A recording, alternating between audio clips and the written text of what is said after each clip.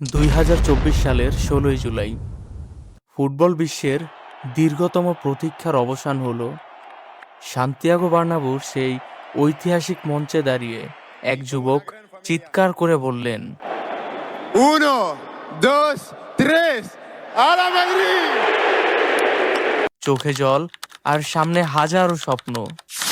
কিন্তু এই গল্পের শুরুটা কিন্তু এত রাজকীয় ছিল না। এই গল্পের শুরু প্যারিসের এক অবহেলিত শহরতলি থেকে, যেখানে ফুটবল ছিল বেঁচে থাকার একমাত্র অবলম্বন।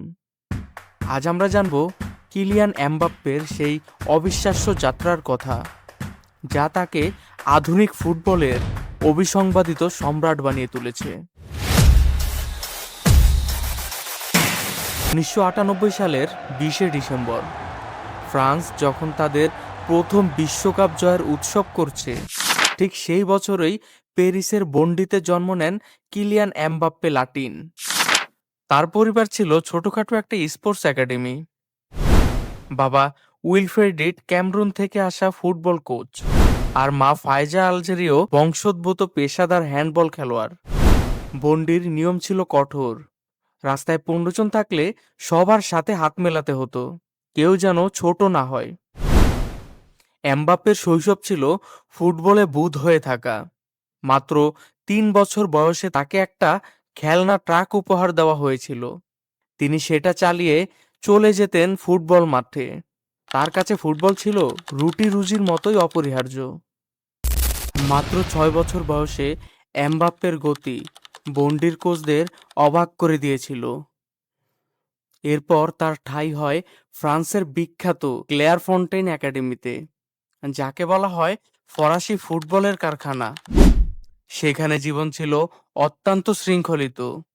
সকাল 7টায় ঘুম থেকে ওঠা, পড়াশোনা, আর বিকেলে হাড় ভাঙা অনুশীলন। এমনকি রাতে ঘুমাতে যাওয়ার আগে ফোন জমা দিতে হতো স্টাফদের কাছে। 11 বছর বয়সে তিনি চেলসিতে ট্রায়াল দিতে যান। রিয়েল মাদ্রিদ তাকে দেখতে চায়, কিন্তু তার মা বাবা চেয়েছিলেন কিলিয়ান যেন মাটির কাছাকাছি থেকে বড় হন।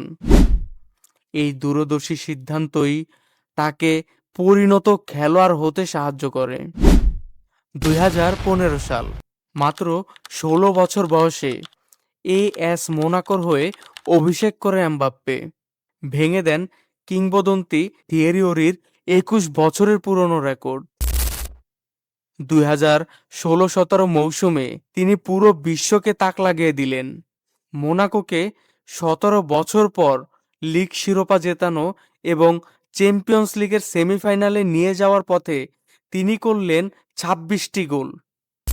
পুরো ইউরোপের বড় ক্লাবগুলো তার জন্য চেক বই নিয়ে লাইনে দাঁড়ালো। 2017 সালে 180 মিলিয়ন ইউরোর অবিশ্বাস্য চুক্তিতে তিনি যোগ দিলেন প্যারিস সেন্ট জার্মেইন বা পিএসজিতে। প্যারিসে তিনি হয়ে উঠলেন রেকর্ডের বরপুত্র। সেখানে কাটানো 7 বছরে তিনি 6টি লিগ শিরোপা জেতেন। যদিও চ্যাম্পিয়ন্স লিগ জয়ের আক্ষেপটা রয়ে গিয়েছিল, কিন্তু এমবাপ্পে প্রমাণ করে দিয়েছিলেন যে তিনি কেবল ভবিষ্যতের তারকা নন, বরং বর্তমানের সেরা।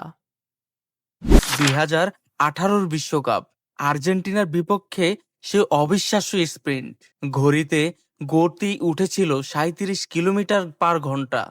সতীর্থরা তার নামই দিয়ে দেন 37। ফাইনালে ক্রোয়েশিয়ার বিপক্ষে গোল করে পেলের পর দ্বিতীয় টিনেজার হিসেবে বিশ্বকাপ জেতার গৌরব অর্জন করেন এমবাপ্পে। 2022 বিশ্বকাপে যদিও ফ্রান্স হেরে যায়, কিন্তু ফাইনালে এমবাপ্পের সেই হ্যাটট্রিক ছিল ফুটবল ইতিহাসের অন্যতম শ্রেষ্ঠ লড়াই। 8 গোল করে গোল্ডেন বুট জিতে তিনি বুঝিয়ে দিলেন যে বড় ম্যাচে তার চেয়ে ভয়ঙ্কর কেউ নেই। এমবাপ্পে কেবল গোলদাতা নন, তিনি একজন দূরদর্শী সমাজসেবকও। তার আইবিকেএম ফাউন্ডেশনের মাধ্যমে তিনি ক্যামারুনের বনাদেল পাবলিক স্কুল সংস্কারে $1 মিলিয়ন বেশি বিনিয়োগ করেছেন। তার ছোট ভাই ইথান এমবাপ্পেও এখন লিলি ক্লাবের হয়ে নিজের প্রতিভার স্বাক্ষর রেখেছেন।